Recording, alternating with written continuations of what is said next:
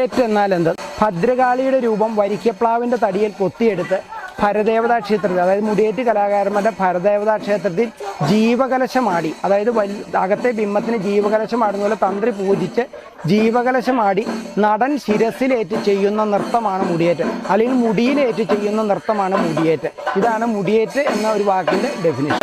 മുടിയേറ്റിൻ്റെ ഒരുക്കങ്ങളെക്കുറിച്ച് നമ്മൾ പറയുമ്പോൾ ആദ്യമായിട്ട് ഞങ്ങൾ ഒരു 3 മണിയോടുകൂടി അല്ലെങ്കിൽ 3:30 ക്ഷേത്രത്തിൽ എത്തിച്ചേരും. ക്ഷേത്രത്തിൽ എത്തിച്ചേർന്ന ആദ്യം മുടിയേറ്റിന് മുന്നോടിയായിട്ട് കളമെഴുത്ത് നിർബന്ധമാണ്. അത് സന്ധ്യയ്ക്ക് ദീപാരാധനയ്ക്ക് മുമ്പ് കളമെഴുതി കഴിയണം. പഞ്ചവർണ്ണ പൊടികൾ കൊണ്ട് തീർത്ത ധൂളി ചിത്രമാണ് എഴുതുന്നത്.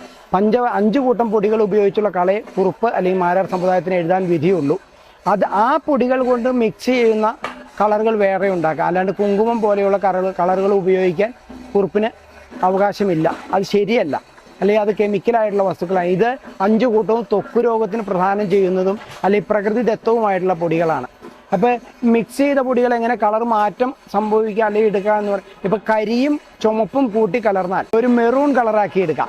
അരിയും കരിയും കൂട്ടിച്ചേർത്താൽ അതൊരു ആഷ് കളറാക്കി എടുക്കുക. ഇങ്ങനെയുള്ള കളറുകൾ കൂട്ടിച്ചേർത്ത് പല കളറുകളും ഉണ്ടാക്കി എടുക്കാൻ സാധിക്കും. അങ്ങനെയാണ് കുറുപ്പ് അല്ലെങ്കിൽ മാരാർ കളം എഴുതുന്നത്. അത് കരിപ്പൊടിക്ക് ഉമ്മി കരിക്കുന്നതാണ്, അരിപ്പൊടിക്ക് പച്ചിരി പൊടിക്കുന്നതാണ്, പുട്ടിൻ്റെ ഭാഗത്തുള്ള പൊടിയാണ് എടുക്കുന്നത്. മഞ്ഞപ്പൊടിക്ക് മഞ്ഞൾ തന്നെയാണ് എടുക്കുന്നത്. പച്ചപ്പൊടിക്ക് പണ്ട് പൊടിവാക എന്ന് പറഞ്ഞൊരു വാകയുണ്ടായിരുന്നു. ഇന്നത് ഇല്ല, കാണാനില്ല. വൃക്ഷം എല്ലാവരും വെട്ടിക്കളഞ്ഞ് ഇന്ന് കാണാനില്ല. അതുകൊണ്ട് മഞ്ചാടിയുടെയോ കുന്നിക്കുരു, പൊങ്ങില്യം ഇതിൻ്റെ ഏതെങ്കിലും ഇല ഉണക്കി പൊടിച്ചാണ് പച്ചയ്ക്ക് എടുക്കുന്നത്. പിന്നെ ചുമപ്പിന് വേണ്ടിയിട്ട് മഞ്ഞളും ചുണ്ണാമ്പും കൂടെ മിക്സ് ചെയ്ത് ചുമപ്പാക്കുകയാണ്. ഇങ്ങനെ 5 കൂട്ടം പൊടികളാണ് എടുക്കുന്നത്. ഇത് കഴിഞ്ഞാൽ അപ്പോൾ നമുക്ക് അണിയറയിൽ മറ്റു പണികൾ തുടങ്ങും.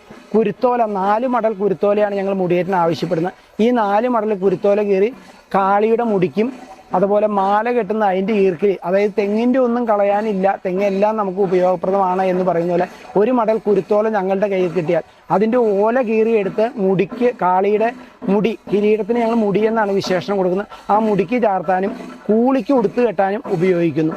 കൂടാതെ 40 മാറ്റ്, വെളുത്താറിന് അലക്കിയ മാറ്റ് പിടിച്ചാണ് ഉടുത്ത് കെട്ടുന്നത്.